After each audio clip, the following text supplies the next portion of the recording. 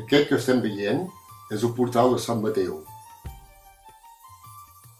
Les muralles rodegen totalment la ciutat de Morella, encara que d'origen anterior a la reconquesta de Jaume I, l'actual muralla data del segle XIV i XV.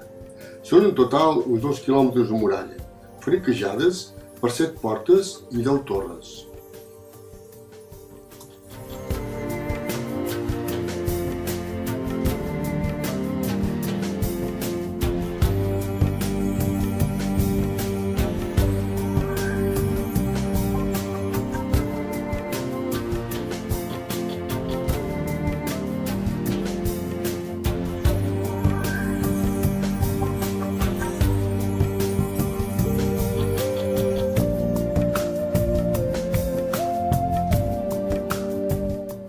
Estem veient la façana dels Apòstols, de l'església arxiprestal de Santa Maria la Major, construïda entre els segles XIII i XIV. I aquesta és la façana de les Verges.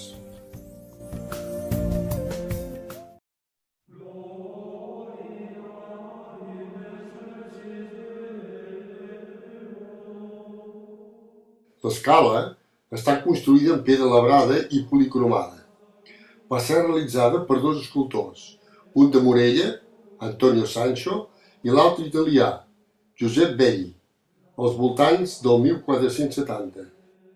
El retaule de l'altar major és obra xurrigueresca, realitzada entre el 1657 i 1677 per el valencià Vicenç Dols.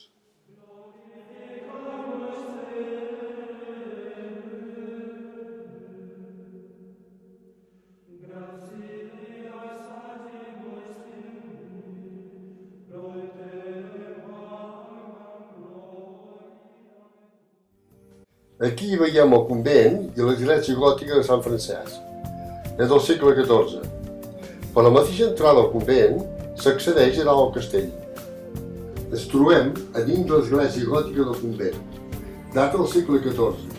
Va ser recoberta d'estil neoclàssic l'any 1800. Avui es pot apreciar l'estil gòtic original. Aquesta és la part del castell que es veu des del convent. Aquest castell és d'origen iber, habitat per romans, musulmans i cristians. I ha sigut habitat ininterrompudament des del segle III abans de Crist.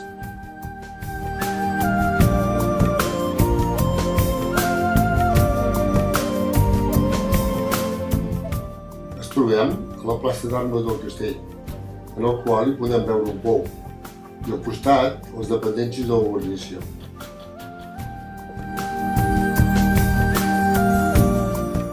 Com podeu veure des d'aquí dalt, tenim una vista preciosa dels camps del voltant de Morella i les muntanyes que hi ha a continuació. Al mateix temps, podem veure la part que és més inferior del castell i el poble de Morella.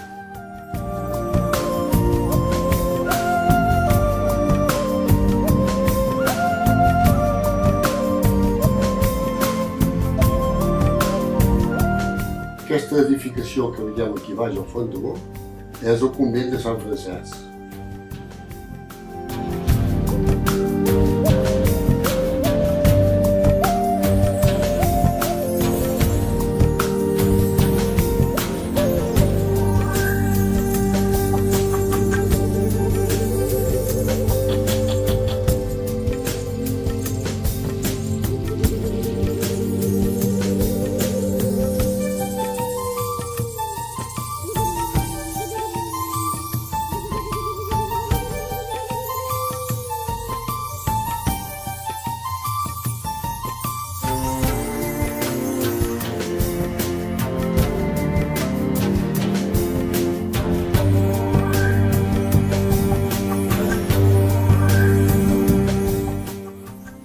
Ens trobem en el poble passejant pels seus carrers, típics de l'època, amb els clàssics suportals i les seves cases pairals molt ben conservades.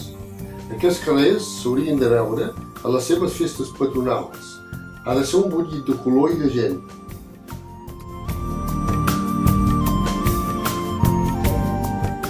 I amb aquestes últimes imatges ens despedim de Morella.